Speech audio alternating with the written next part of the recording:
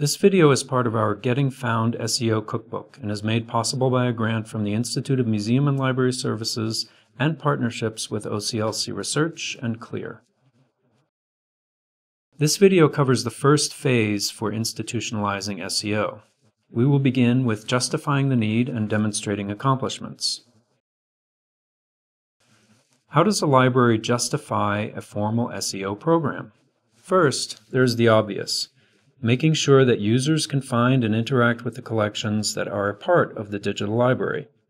Second, libraries are accountable to the funding organizations that provided money to digitize collections.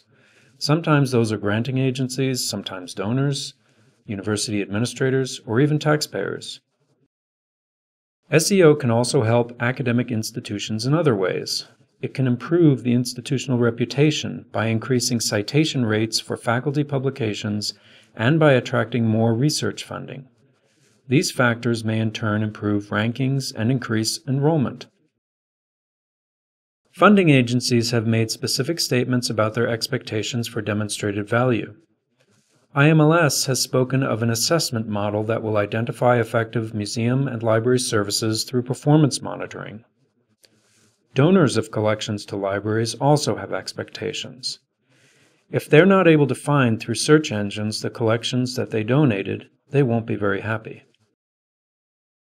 I spent a decade leading a team that built the digital library at the University of Utah. It included some notable programs like the Mountain West Digital Library and the Utah Digital Newspapers. In all that time, my team and I fully expected that search engines were indexing the products of our work so that people could find them, but it turned out that wasn't the case. In 2010, we determined that only 12% of the collections we digitized at Utah appeared in Google's search index. Less than 1% of open access articles in the institutional repository could be found in Google Scholar. Americans conduct roughly 18 billion searches per month in internet search engines, and we were getting almost none of that traffic because of numerous problems that, it turns out, are common among libraries. We were able to demonstrate significant improvements in Google's indexing of Utah's collections. We went from approximately 12% indexing ratio in July 2010 to 92% in December 2013.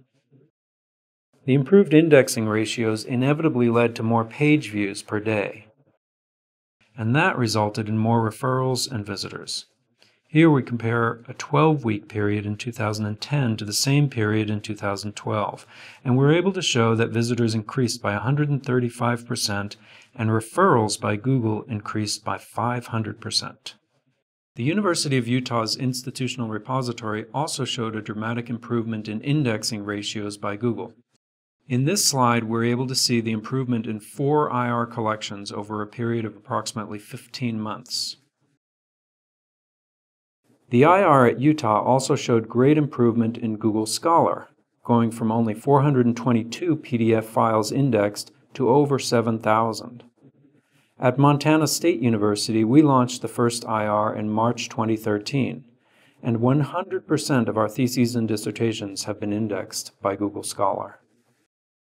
Our research uncovered several common themes. First, SEO, if it occurs at all, tends to be an afterthought.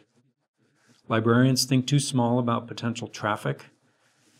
SEO is rarely directed from the top of the organization, and therefore communication and reporting are lacking. Metadata can be inconsistent, inaccurate, and sometimes employ the entirely wrong schema. For instance, Google Scholar tells us to use Dublin Core only as a last resort. When web analytics software is used for reporting, it's often poorly implemented, making it difficult to track users across web properties and resulting in silos of data. Vendors of content management systems and discovery layers have been slow to catch on to SEO problems.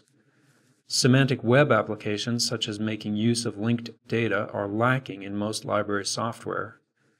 And finally, libraries don't realize the importance of semantic identity, and as a result, library organizations are poorly represented on the web. We recommend that SEO be institutionalized. It should be made part of the library's strategic plan and should be driven from the administration with clearly defined roles and expectations for reporting and accountability. The rest of this cookbook is devoted to understanding roles and implementing accurate measurement tools that help manage and monitor such a program. The main goal of a traditional SEO program is to get into the search engine's index. But it's not enough to simply be in the index because we all know that people don't look beyond the first or second pages of search engine results. If library products are not easily visible in search results, they will suffer from low use.